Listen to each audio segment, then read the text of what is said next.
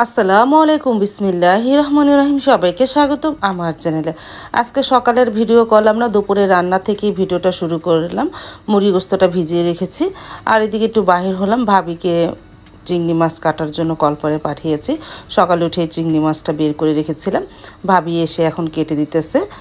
আজকে দুপুরে রান্না করব। গতকালকে রাতে এই চিংড়ি মাছগুলো এনেছে।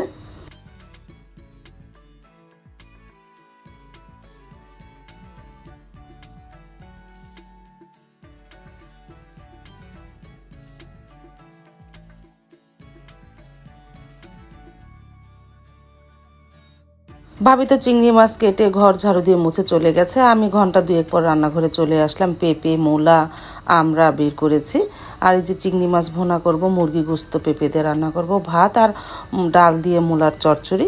তারপর তো রান্নাটা শুরু করে দিয়েছি। আর এদিকে জান্নাত বুড়ি দেখো বাহিরে যে কেদা পাড়াচ্ছে। আমি বলতেছি তোমাদের ঘরে যাও, না পরে যাব। আর এদিকে ইমাও চলে এসেছে। ইমাকে আমরা দিলাম, ইমা আমরা খেয়ে নিল। আজকে রান্নাটাও শর্টকাট হয়েছে আর ভিডিওটাও অনেক ছোট হয়েছে। আমি এই যে চিংড়ি মাছটা ভুনা করতেছি।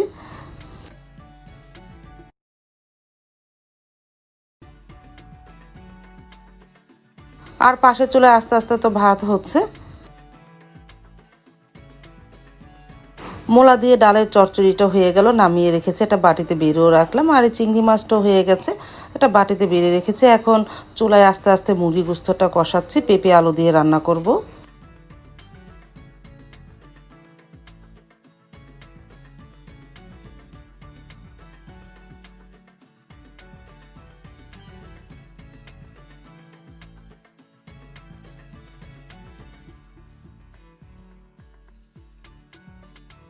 তারপর তো দুপুরে রান্নাটা কমপ্লিটই করে ফেললাম।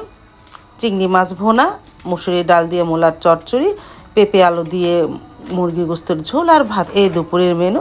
তারপরে ভাত খেতেও বসে পড়লো মা, সাইদুলের বাবা। ইমাকেও ডাক দিলাম, ইমা বলতেছে সারামণি আসলে খাবে।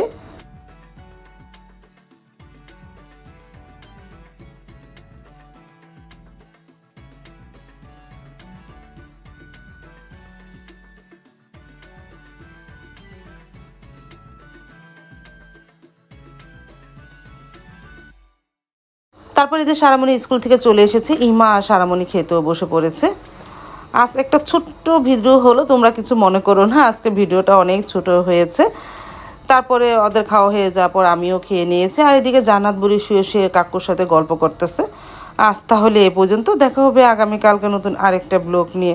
আল্লাহ হাফেজ, আসসালামু আলাইকুম।